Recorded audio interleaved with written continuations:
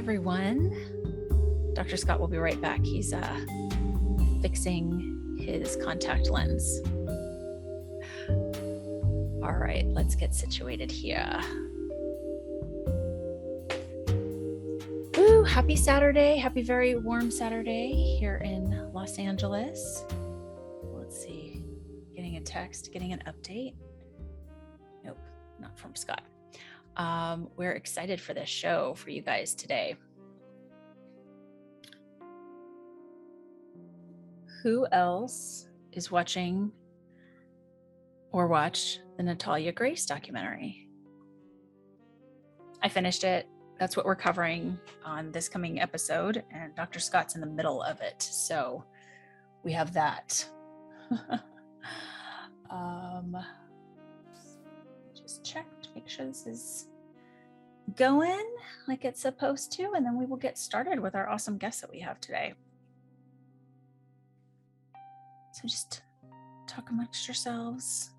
Let's see, is it going? Yeah, sure is. Very cool. Okay, I'm back. Oh, hey, here he is. Hello. Back. Hi, everybody. Oh, you changed your background too. You changed rooms. Yes. Oh, all right. So I was in the mausoleum.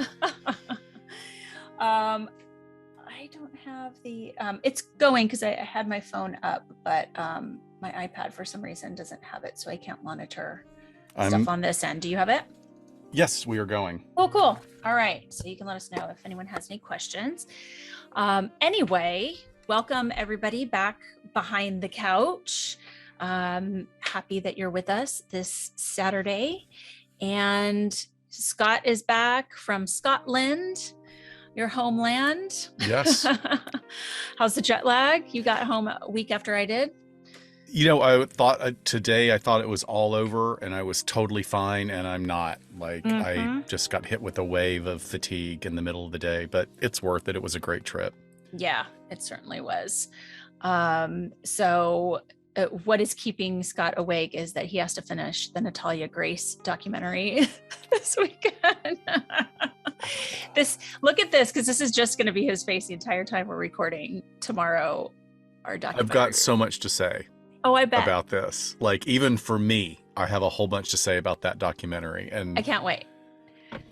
So we actually, you know what we need to do? We actually need to, if we can fit it into our schedule, we need to maybe do an extra live stream just on that episode of us talking about the documentary, because that level of messed upness. Anyway, don't want to go too far into that. No. I mean, it's true, and I don't know. You guys will get our full thoughts for sure next week, but you wanted it and we're bringing it to you, I guess. So, you asked for it. You not asked our for fault. It. Yet another sacrifice on our part. No, I'm just kidding. Okay, so before we bring our guest on, we need to do our new Patreon member shout outs. Yes. So we have folks at all three of our levels. At the associate level, we want to thank Holly H. and Donna P. Thank you so much. We appreciate you. And at the intern level, we have Shona G. and Celine. So thank you, interns. We always need new interns. And then we need new interns because we have people upgrading to the doctoral level all the time. So we need to fill those spots. And our new doctorate level Patreon member is Lisa M. So thank you guys so much. After we got back from vacation, I sent out all of the Patreon packages for May. And we got caught up on the winners for the monthly giveaways for those of you in the doctorate level. The two winners from April and May should have messages from me in Patreon. I need to know what you guys want to pick off the merch store for your gift.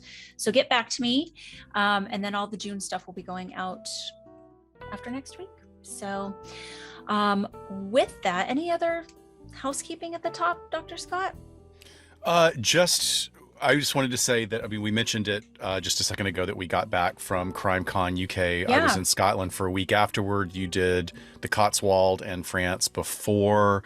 You guys, CrimeCon UK was a blast. It was I mean, we've been to some good conferences. This one took it to a completely different level, not only from the production value, but also just for the opportunity that we got to present. And the level of participants there was, I mean, yeah, I'm still just kind of blown away. Like you and I, we had our presentation at the end of the day, and we could have probably gone on another 45 minutes or so. People stayed, people asked questions. It was engaging.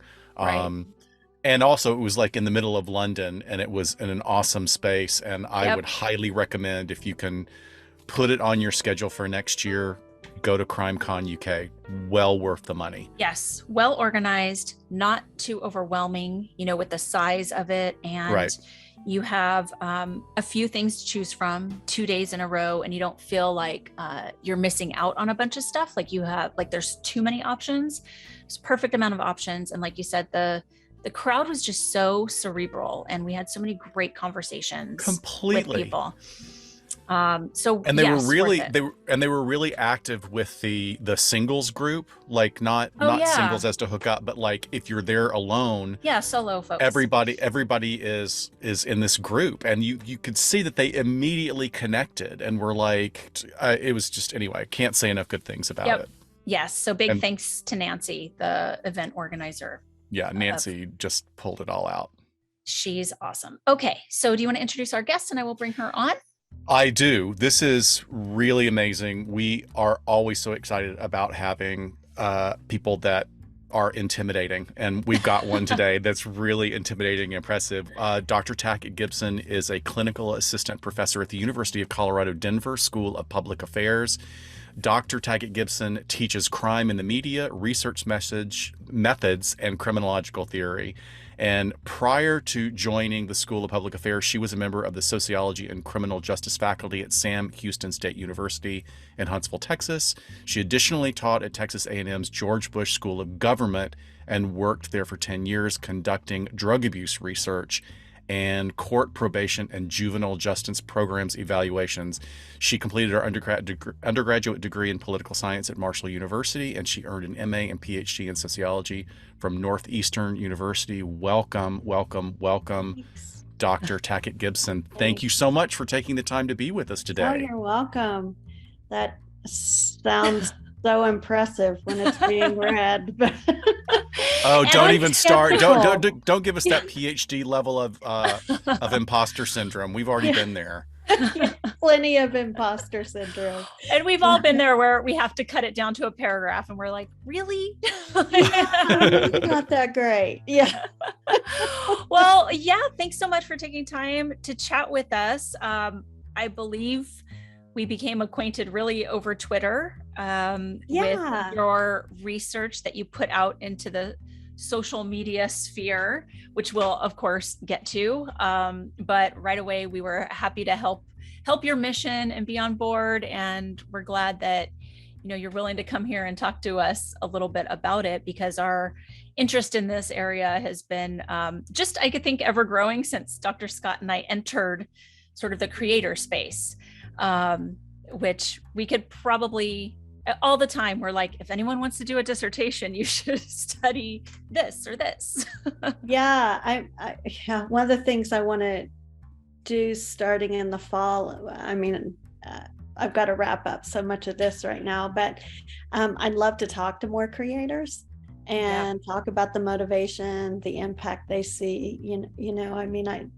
There's multiple dissertations. Oh my gosh. Absolutely. And I think you'll get some fascinating responses from creators. I mean, even in our colleagues that we've engaged with, it's a fascinating background that they come from. Yeah, and there's a real activist impulse from those that I've talked to just casually. I mean, there is a real sense of advocacy, and I really have learned a lot more about the creators and how it's not simply about a monetized product, which I think the industry is getting some heat for that right now. But I think there are some who are, just really see their work as being advocates. I agree. I think that for many people that we have had long discussions with, they started out somewhat maybe more casually, and this is going to be fun, and I love this genre, and you see this shift into a sense of purpose Mm-hmm. in what they're doing and making a difference, and Yeah. especially as we've seen everything move more towards moving away from the salaciousness of the perpetrators and more into victim-centric discussions, Right. which we're really happy about. Right. But can you Yeah. tell us about your other past research interests before we get to your current study? Like how, Well, some bullet points about how you got here. it's very circuitous. Probably like anybody, Yep. who's done an academic track. But I actually wanted to do media and cultural studies in graduate school, but we moved for my husband's position, and so I ended up doing something far more pragmatic on juvenile justice program evaluation, and that kind of got me into the criminal justice world. I worked for a policy research shop that did a lot of surveys, a lot of evaluation, health evaluation, criminal justice evaluation. So that really allowed me entree into teaching criminal justice and criminology. And so that's been, currently I'm teaching faculty. So the research side of it is, I kind of have the privilege of doing something fun, that I want to do now, because I don't have the pressure of tenure or all that. So I can bring in a bunch of students, we can have a lot of fun, they can learn a lot through the process, and then still publish, produce good research, and hopefully contribute to the literature, kind of on the, not just on this field, but also just media impact. So that's kind of been a weird trajectory. So now I'm kind of back to media studies, which is really great, and I really enjoy it. Well, that crime in the media sounds like a fascinating class that I want to take. I know Shiloh does as well. I love it. Can you give us an idea of how has your development and how has that class evolved since it first emerged? Like, is it the same class that it was and the same thing that you had intended, or has it changed since then? No. One of the issues that I face now in that class, which of course I have mixed feelings about, right? Because a lot of the material that I use in the first class, when we would talk about voyeuristic consumption of violence and all this, and then postmodern film and how it kind of flips the script on its head, and you get these reflective criminal characters that are morally ambiguous. A lot of the films that I would show, some Quentin Tarantino stuff, Natural Born Killers. I mean, now those movies there's just so much sexual assault in a lot of these films that now I'm just far more sensitive to the That's impact. fascinating. I think culturally, we're far more sensitive to the impact of these films. So I've really kind of had to reshape how we talk about women in film and depictions of women and violence in film, simply because it's different. I mean, I might be able to watch that film by myself, but watching it in a classroom setting, it is a really different experience, and so I want to be sensitive to that. Well, it's so meta, right? Like the things you're talking about, and then showing a film in the class, you have the risk of, Are there sexual assault trauma victims in the class? You know, it's just how it's going to impact individuals and contribute to their trauma or create vicarious trauma or what have you. But it's just that's so interesting. It's almost hard to see it as a linear evolution. Really, it feels like this spiral in different areas. Yeah, I've been teaching that class on and on for about 12 years, and it really is. You know, Natural Born Killers is a great example of this. There are scenes in that film. Of course, it was written by Quentin Tarantino, so it's exceptionally violent, right? Yeah. But there were scenes in that film where both men and women in the classroom would laugh at that film. Now, students grimace when I even say the name of the film. You know, they don't want to watch it.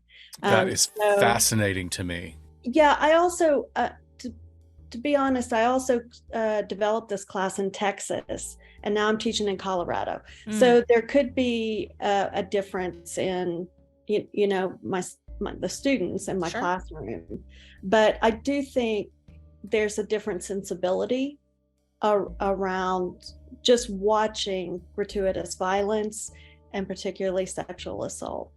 I wonder if we don't have less tolerance for it now than we have in the past. It reminds me of, I was reading an article on Huffington Post by a woman who's, you know, she's probably in her early 50s, and she watched 16 Candles with her teenage daughter, which, you know, that was a John Hughes movie that was sort of, I mean, I was in my 20s at the time, but that was really like, you know, we thought that was the ultimate of sort of rom-com, but teenage gross out humor.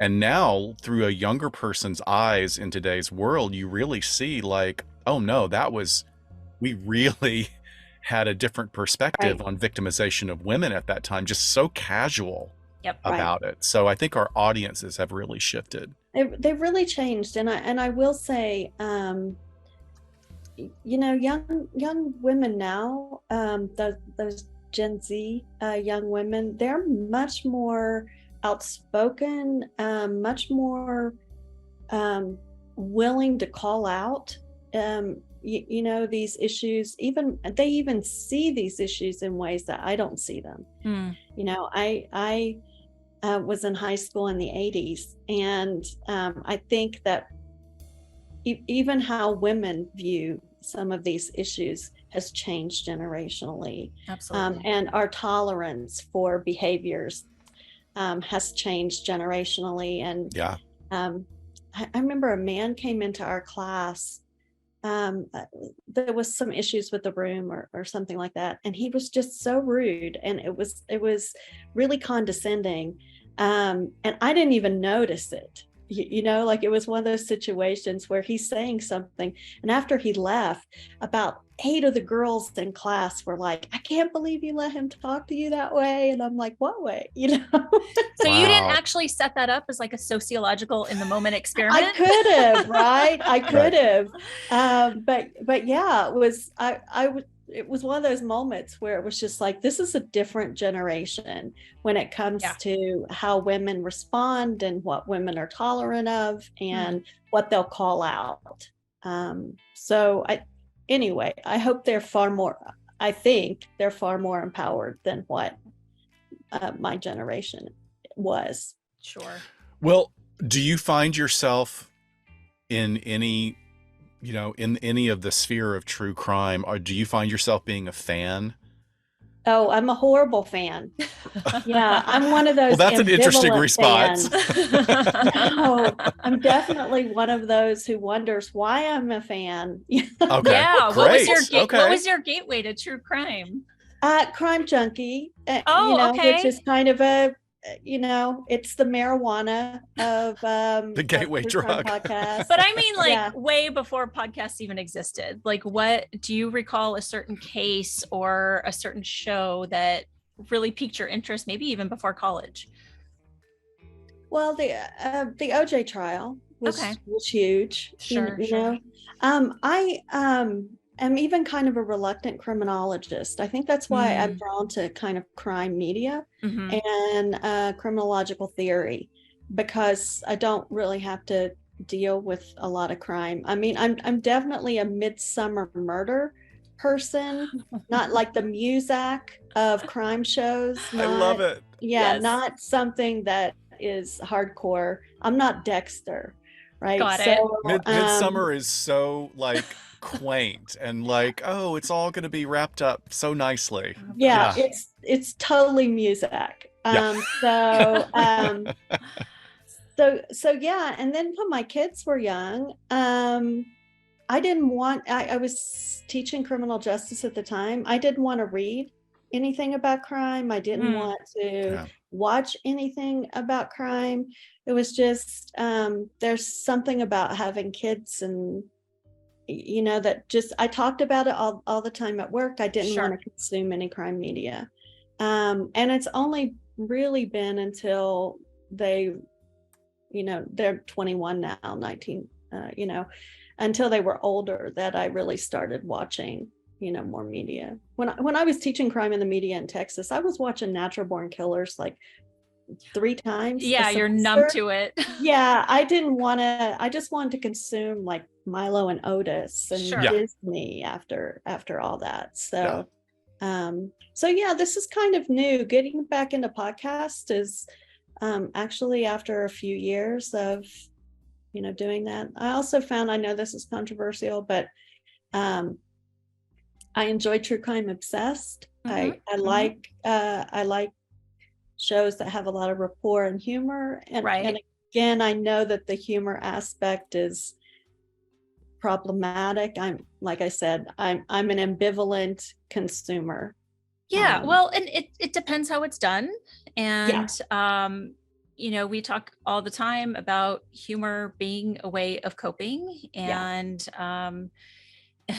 gosh, I mean, that's been very, very relevant lately, you know, with world events going on, and how we consume that, and how we cope it, and what's appropriate and what isn't. And you know, I think at the end of the day, picking what you're being humorous about and what purpose is it serving, and how, you know, at least giving a thought of how would this come across to somebody that was impacted personally by it. But yeah, I think some shows do it really well, and you know, they sort of get that pass.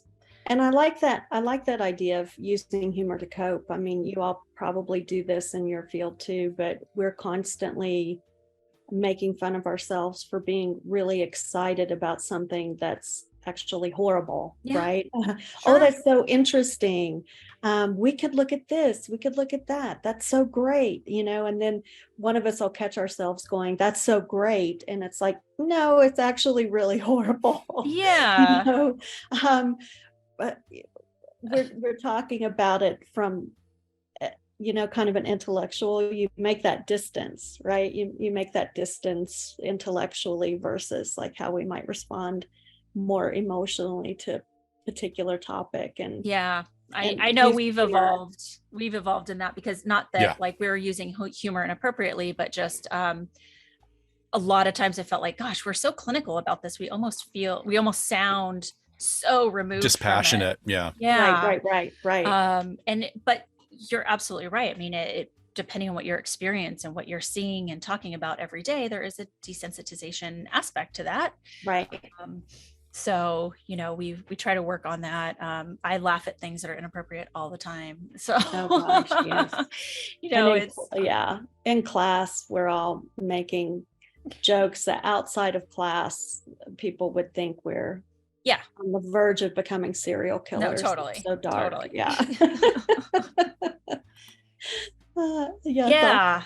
Well, and so I guess sort of bridging that between like getting into talking about your current research study, did your students kind of lead the way in wanting to talk about this? And well,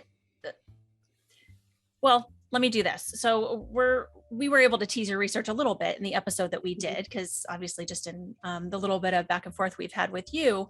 Why don't you tell us what you set out to study and how that sort of came about?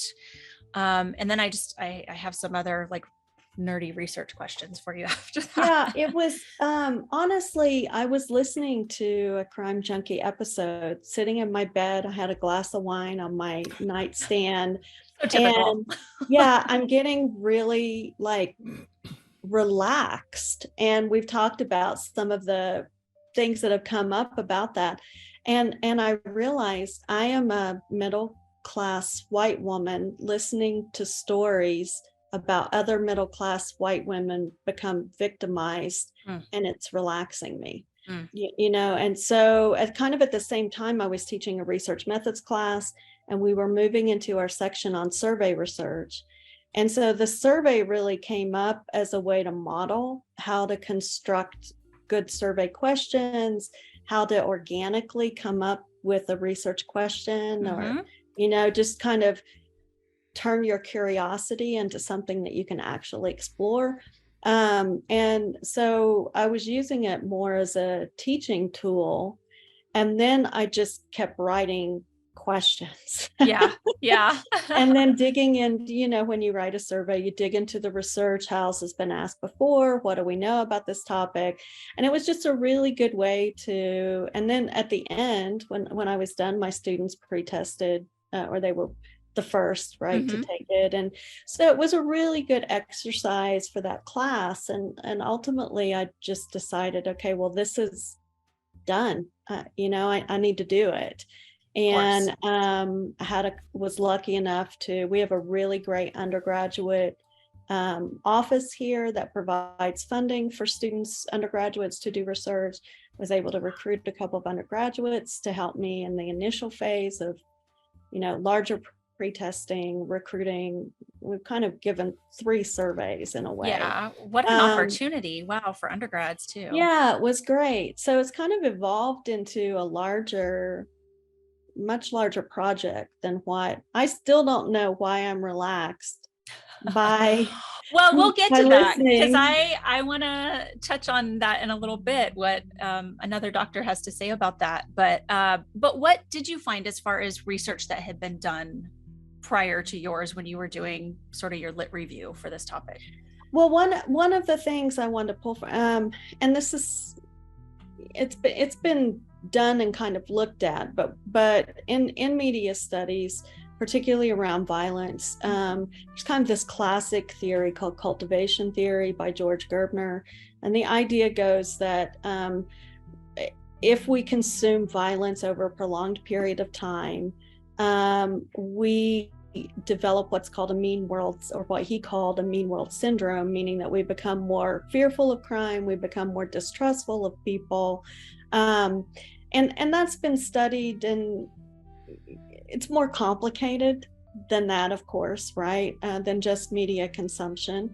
It tends to be neighborhood, history of victimization, race, a lot of different things, you know, kind of play into that. But television kind of consistently seems to be one of these things when people are exposed to television. When you control for other factors, there does seem to be some relationship there, particularly, and even news, even news consumption.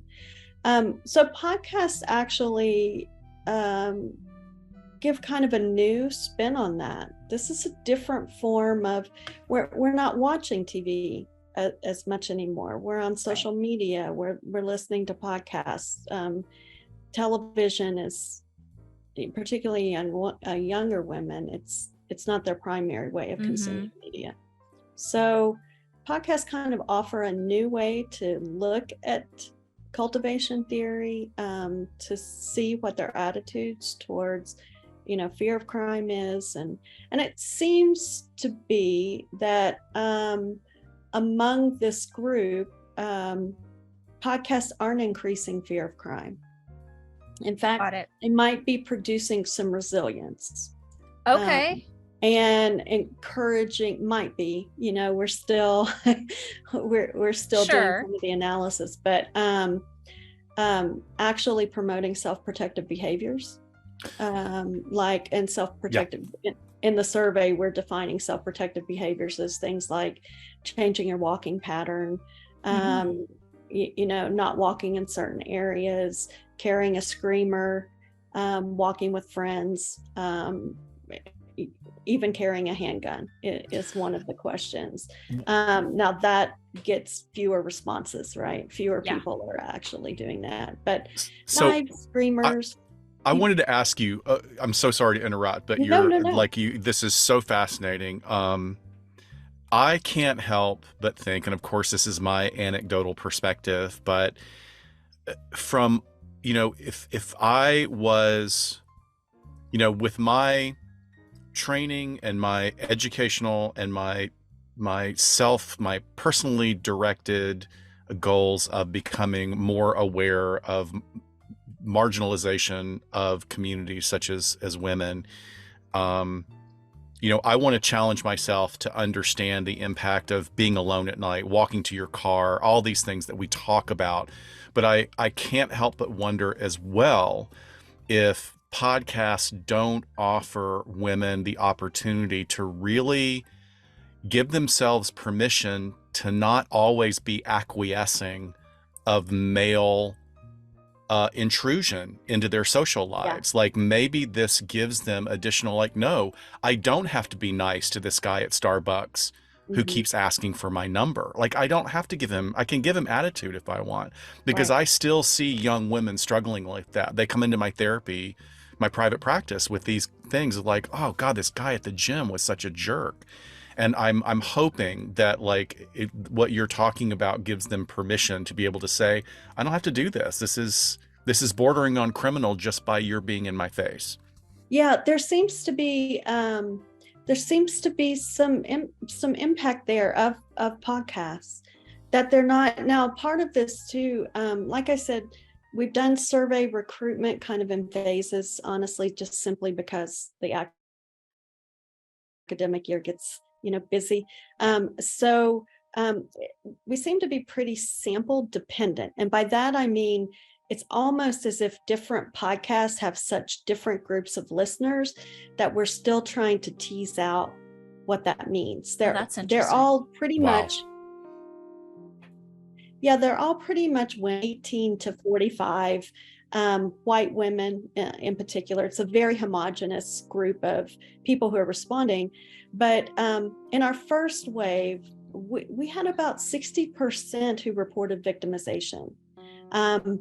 Once we add our second wave, we're closer to about 48. Still, that is an incredibly high, far higher than reports of the general population. And just violent victimization, or how are you defining that? Yeah, we define that as,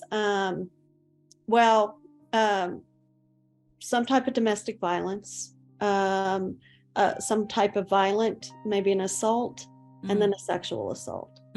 So still, even we've looked at sexual assault, I'm not remembering what that percentage is, but still high levels of sexual assault. Yeah. And I'm sorry, go ahead. No, and so those who are victims tend to actually be less fearful of crime, and they've already adopted the self-protective behaviors. So it's not necessarily influencing their behavior. The podcasts are influencing women who haven't been victimized. I love this. Very interesting to tease out. To see who's sort of coming to the table that already has a trauma or victimization background. And then, like Scott and I told you, our sort of little area of interest has been, well, what is true crime doing to people that maybe haven't been victimized before? Is there any secondary vicarious trauma happening just by the consumption of all of it? Right. And, we speak to so many survivors at these festivals and events that we go to, and they're there, they're exposing themselves to it. Again, we don't really get into the reasons why. That's pretty a private thing to sit there and have a conversation with someone you just met. But they're very willing to tell their stories. And I think you have to be at a certain level of healing and resilience to be able to openly talk about your story, even if you're just an attendee, I'm not talking to any content creators. Right. Yeah. We asked about why they listen. And one of the answers was trust your gut. and the other was I relate to the victims. Mhm. And it does seem like, again, this is all relatively preliminary, that people tend to listen for several different things. One is kind of this entertainment factor, Right. right? Okay. Just simply, it relaxes me. I like the voice. I like the format, right? There's just this kind of production value and predictability. Then there is kind of an interest. I want to know why criminals commit crime. I want to learn more about policing. So there's just this general interest in, criminological theory and processes, CJ processes. But then the victims tend to talk about things like, I learned to trust my gut. I relate to the victims. Those types of answers. So I wonder, and hopefully we're not to get too in the woods, but we'll be limited about what we can talk about in our interviews and focus groups. And you might be familiar, but the university has to approve our set of questions, so we might be limited. But I'd really like to, I wonder if those who are survivors aren't listening so that they can relate and not feel a sense of kind of being alone. And so there's something comforting in knowing that, I'm not the only one. I'm not isolated in this. Yeah. So you're doing this, you have the different phases of the survey that you've done, and then you're going to follow up with interviews. Yeah, I'm hoping to start in mid-July and doing some, at the end of the survey, I asked some folks if they were interested. So I'll be kind of randomly sampling from those who said yes, and trying to tease out some of these things a little bit more. This is so exciting because people always ask, what is the draw to women to true crime? Because it's so glaring, the demographics. And I think to have some real research behind this, to even if it's, here's 3 categories that people fall into. It's still wildly fascinating to me, especially because men are more often victims of violent crime still at the hands of other men. Right. So numbers wise, I still don't understand that, but we're getting closer. Yeah. Well, and I'm sorry. No, I was just going to offer, I remember going out on a call in my day job with one of my detective partners, and he was telling me about when he was a beat cop, having to do, an interview and a breakdown with a woman who had been the victim of a pretty violent crime. And she had a history of being a victim, and she lived in a really, really rough neighborhood here in Southern California. And as he was interviewing her, one of the last questions he said was, well, I mean, do you feel safe? And she's like, oh, I feel totally safe in this neighborhood. And, he said, I got back in my car and I thought, I don't feel safe in this neighborhood at all. In fact, this statistically is not a safe neighborhood. So I just found that fascinating that within your own sphere, you create your own sense of safety or your own sense of fear. And maybe, she had not been a victim of violent crime before. This was a one-off incident. But I think that we have a perspective on our own environment that we reinforce because it does make us feel safe. We, in effect, are creating an environment where we feel safer. And I did want to share a comment from one of our listeners on YouTube who said, what's the quote? I feel like my compassion for people has grown immensely since I started listening to true crime podcasts. I think that's a very interesting perspective too. I would agree that my understanding and compassion for victims has grown instead of me becoming numb to it. I think bigger about how people get victimized and how random these things can happen, just because I'm getting exposed to the type of crimes that I didn't grow up with. I didn't experience those kind of things. Fascinating stuff. There was a man, I attended a conference, a podcast conference in the fall of last year. And they're pretty much all women, and then a sprinkling of spouses, right? That were drugged there. Yeah. Right. And so one of the spouses in a Q&A got up and he said, I listened to this begrudgingly with my wife, but I never realized how afraid women are of just existing. Wow. And he said, so now I'm more empathetic. I talked more to my friends about, we don't even know like how frightening normal life can be. And I was just really excited by that and struck by the impact, but it also makes me think maybe the wrong audience is listening. Right. Exactly. Yeah. We need to play it subliminally to the men at night when they're sleeping. Right. That's wonderful. Right. What a cool thing to witness. And even for him to get up and say it. Yeah. Yeah. That's great. Which festival did you go to?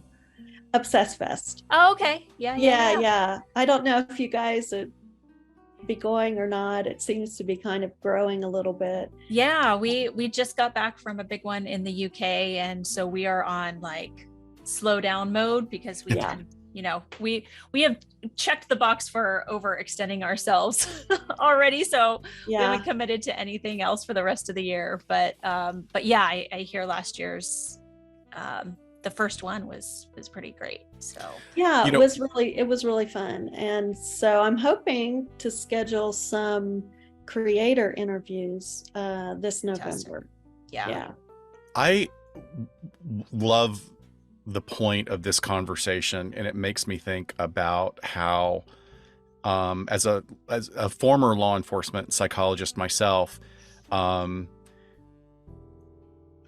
many times I think men don't understand that they are able to be victims. Like it's not really within their consciousness, within their paradigm of understanding that if they get into a bar fight that's instigated by somebody, they see themselves as like, I got into a fight or this guy beat the shit out of me, but they don't see themselves as victims. And that's a problem I can't get to helping them treat the underlying trauma if they don't understand that they themselves have been victimized. So I wonder if this is part of it, is like we're using an emotional vocabulary that a big part of our population doesn't have any relationship to. Yeah. I just read it. I kind of follow Kevin Smith from, the Bob. Anyway, he's a filmmaker. Yeah. That Kevin Smith. Silent Bob. Yeah. Yes. And he was talking about an incident that happened when he was a child. And I don't know if I'm remembering it correctly, but it was something like we might have called just plain doctor, right? Right. Like that. But it was with an older boy. And he said, I'd never really recognized that this was abuse. I never really recognized that I was really very embarrassed and traumatized by this. And so it was a really interesting piece to read from him, that I do think a lot of boys, young men blow off, right? These experiences, or don't realize the impact of them until they come up far later. Right. Sure. Or they try and share it and then it's knocked down. I have people in my private practice that they finally get to the point where they go to their parents and they say, this and this happened by one of our relatives. And the parents go, well, that never happened. Right. That I think is probably far too common when it comes to, the male perspective. But anyway, we wanted to get back. I don't want to get too far off track from, are there any other results, preliminary results that you're allowed to share? I mean, trying to think what we looked at. Oh my goodness, we've gone through everything. Didn't you look at like you were saying, sort of their interest in the criminal justice system? Was that just sort of a category you saw people naturally fall into, or were you asking specific questions to tap into that? I was asking questions about attitudes. Sort of part of the cultivation theory too is that with Mean World Syndrome, we develop perspectives that are very pro law enforcement, very and highly punitive. Right. So I asked these questions about, attitudes towards police, attitudes towards judges and prosecutors, and then some punishment questions about severity of, beliefs and how severe punishment should be. Wow, what a time in the world to be asking those questions and seeing what the answers are going to be. And podcasts are different. They don't present a monolithically positive or a consistently positive representation of the system. Right. It's often a more critical, why didn't police do something? Or they acted too late, or this person went missing and they sat on it, right? And there was so it is a more critical, it's not like watching procedural crime shows where the cops are always the good guys. Yeah. So there is, but then this is also more left-leaning than a right-leaning politically population. Sure. Totally. So there's some ambivalence. I mean, you would expect, right? More ambivalence towards police. People still trust that if they approach the police would do something, kind of like on a street, you approach the police. But when you ask questions about, do you think the police are fair? Do you think that they only pull over people they really think they've committed crime? I'm kind of forgetting the language of the questions right now. But there's almost kind of like this social distrust of the police, but a personal, okay, I think they might do right by me. Which, well, of course, if you're a middle-aged white woman. I know, of course. Yeah. And they probably would. Yeah, right? They probably would. You probably think you're going to be taken care of and that things are going to go, the way you would expect them to be. But if you're listening to real accounts of people different from you not getting the same treatment, I think that's going to be super fascinating, because in true crime, I've found that there is what you're describing, sort of this like, so many stories of the police being so incompetent or bungling a case that, there's that view, or the sort of cover up dirty cop narrative. Right. So I find that true crime podcasts are just as willing to go there as they are to glorify these like super law enforcement celebrities almost in the space. So interesting. Which just like it's not like it's the same person doing both necessarily that I can think of an example, but just as a community, we are certainly all about, like, Paul Holes could never do any wrong, of course, but let's vilify all these other cops. Right. And we love Paul. I'm not Paul. You're doing great. Just an example. It seems to be contingent on the outcome of the case. Sure. In particular podcasts too. If the victims are treated well, if the family's treated well, if it looks like they're investigating, they're heroes. If they're slow to investigate, they're completely vilified. But it's an interesting dynamic. You still have, though, like you said, from a criminological perspective, experts can cause just as many problems. They can help. Right. So there's an appropriate skepticism of the expert. Totally. Particularly when it comes to court proceedings and their participation and Yes. And theorizing and coming up with all sorts of crazy ideas around what might have happened with a crime before. Yeah. Yet people will buy tickets to an event where, you know, Dr. Henry Lee is putting on a class because, you know, he's this legend, and it might be the same PowerPoint he's been doing since 1989, but people are buying the tickets for it. Right. So or they'll go and listen to someone talk about a crime, and half of it's speculation. Sure. Well, unsolved crime, and maybe grounded, but still, if in an unsolved crime, there's generally some kind of leap. into speculation. I'm hoping that as you continue to do this drive into your research, that you look at this phenomenon of the citizen detective as well, because there's such a spectrum there.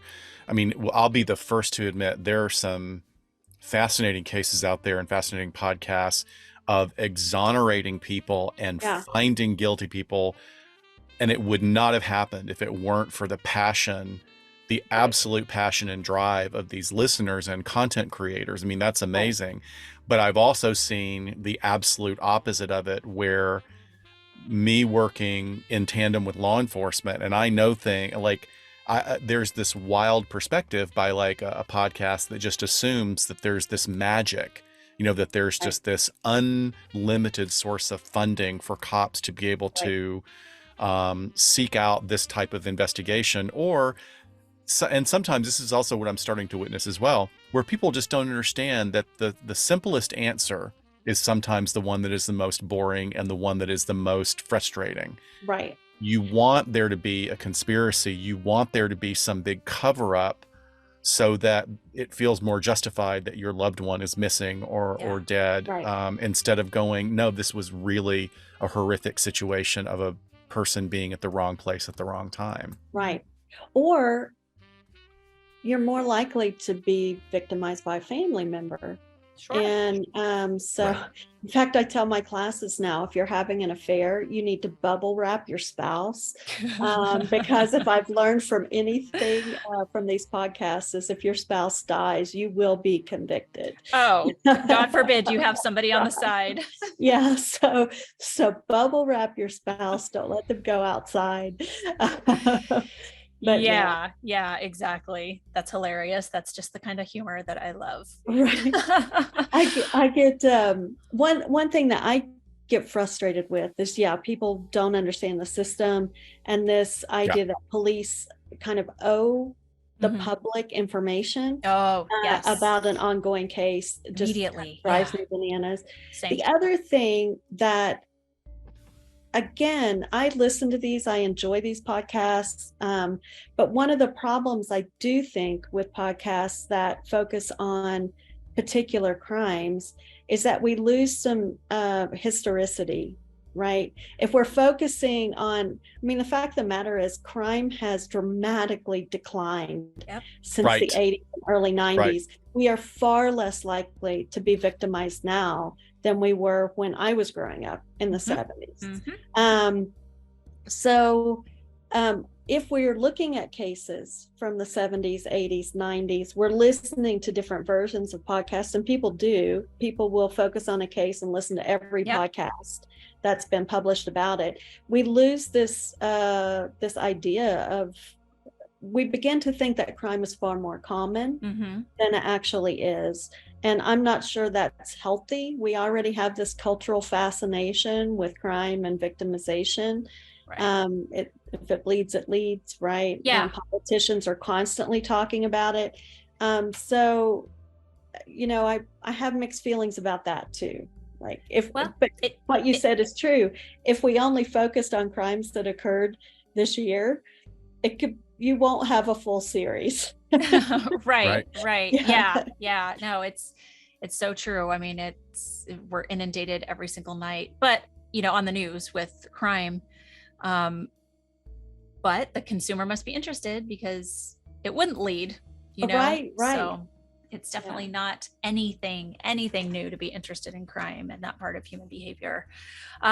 So I did want to ask about this viral TikTok that has been going around, where Dr. Thema Bryant was interviewed, and I did not watch the full episode or listen to the full episode of this, but there's a little clip where she says, quote, "If your idea of relaxing before you go to sleep is to watch 3 episodes of Law and Order, then I would encourage you to think about, why is trauma relaxing to me? That's what it is: harm, crime, violation, attacks. And that's what's going to soothe me into my bedtime."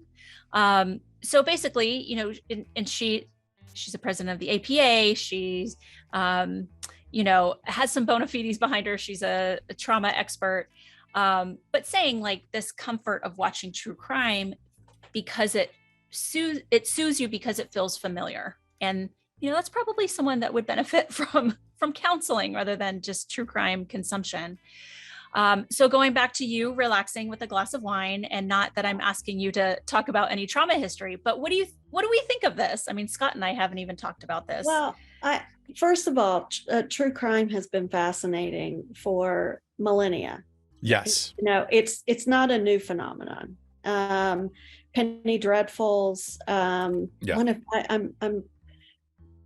Anyway, for some odd reasons. Well, Pulp Fiction from the 30s and 40s, like the cereals that you could buy in the drugstore for 5 cents, and they were all detective and crime stories. Those were very lurid and very popular. Very popular. Even one of Jack the Ripper's victims produced pamphlets based on crimes.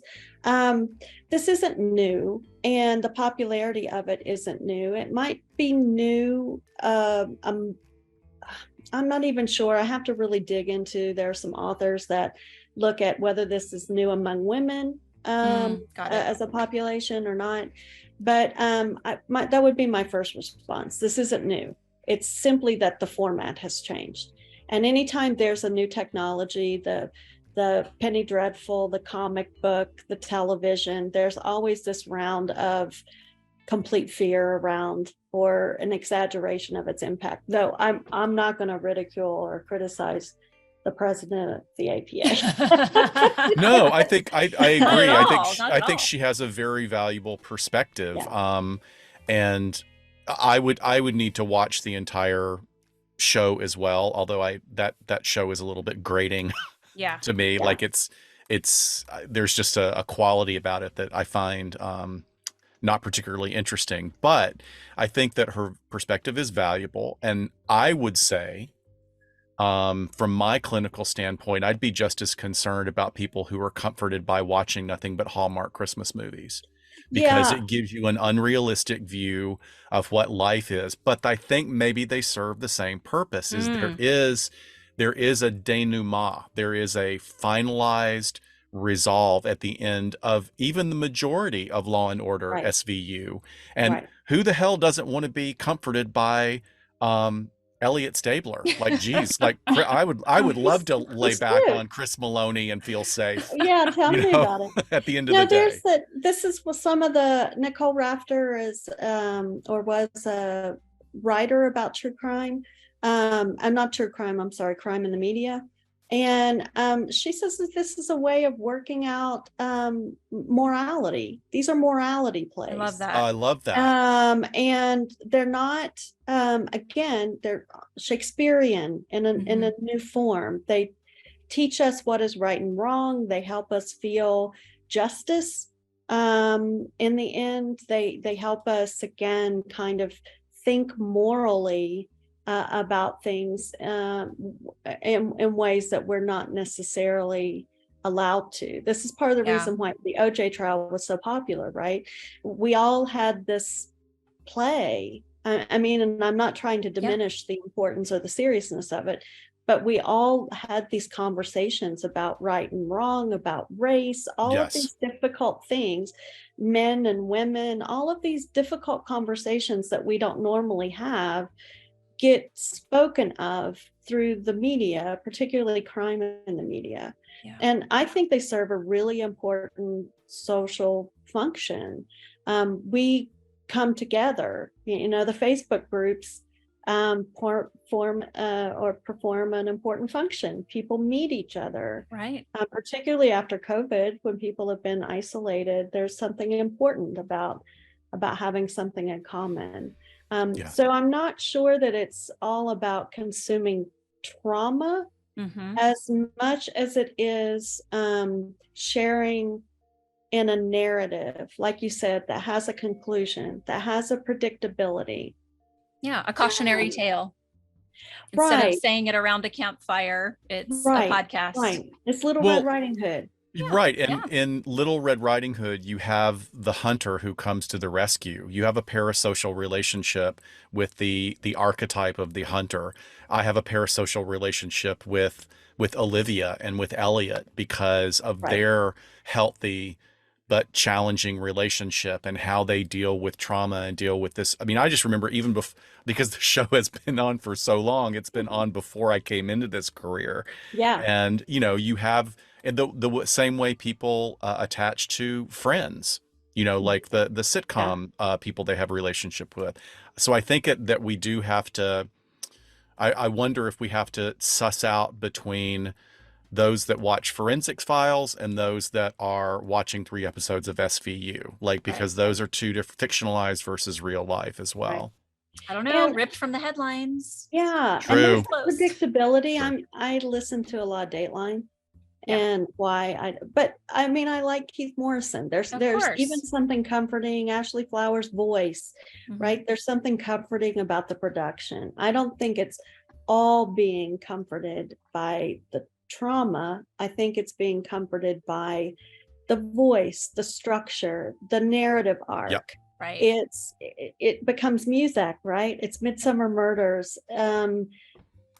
Even if we know it's far more serious than Midsummer Murders, but there is this way in which the predictability serves the function. Absolutely. Well, what a wonderful conversation. And we appreciate you sharing your work with us before it's out there and all written up nice and pretty and published. Yes. And we can't wait to see what's next after that. So that'd be great. Yeah. Once you start, sort of your other branch off of this summer, we'll have to circle back with you at some point to see what is next. That'd be great. And I'd love to interview you guys. Let's do it. And anybody else, let's snowball sample this. You guys hook me up with. You let us know. Oh, we will hook you up. Absolutely. Okay, good. Because it would be really interesting because you kind of have just all these different types of creators in and of itself, right? Your investigative journalist, your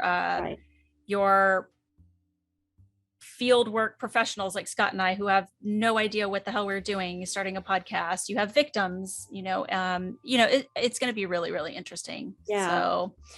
So sounds great. Thank you so much for your time, Melissa. We appreciate it. Thanks so much. I appreciate it. I appreciate you guys pushing out the link and promoting Anytime. Everything. You've been such a huge help. I can't say thank you enough. It's the least we could do is push out a little link for you to get as many participants as you could. So that's great. That's great. So all right. Well, thank you. We'll be in touch. Okay. And thanks everyone. Have a great Saturday. Thanks for joining us behind the couch. We'll see you next time.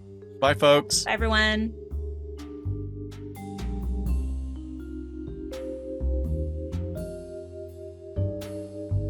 We sincerely thank you for spending some time with us today. LA Not So Confidential is part of the Crawlspace Media Network in partnership with Glassbox Media. Each episode is hosted, produced, and written by Dr. Scott and Dr. Shiloh. Our post-production editing and sweetening magic is handled by the multi-talented Jason Usry of Ear Cult Productions. The LA Not So Confidential theme entitled Cool Vibes Film Noir is composed and performed by the talented Kevin MacLeod. He graciously allows us to use his music via a Creative Commons Attribution license, and you can check out all of Kevin's amazing work on YouTube. All of the resources for each episode can be found on our website at la-not-so-confidential.com. You can find us on Instagram at LA Not So Podcast, on Twitter at LA Not So Pod, and on Facebook at LA Not So Confidential. Media inquiries and bookings are scheduled at alienistentertainment@gmail.com. Please join us each month on Saturdays at 4 p.m. Pacific Standard Time for a live streaming and very interactive broadcast on YouTube entitled Behind the Couch. Stay tuned to all of our social media for our live streaming scheduling announcements. Subscribe to LA Not So Confidential so you never miss a new episode. And lastly, we'd be honored if you joined our Patreon at patreon.com/LA Not So Podcast. With a subscription, you get an ad-free listening experience, and you'll be the first notified about upcoming live events, social gatherings, and super cool swag coming your way. Thanks for listening, and join in with us next time on LA Not So Confidential. Bye, folks.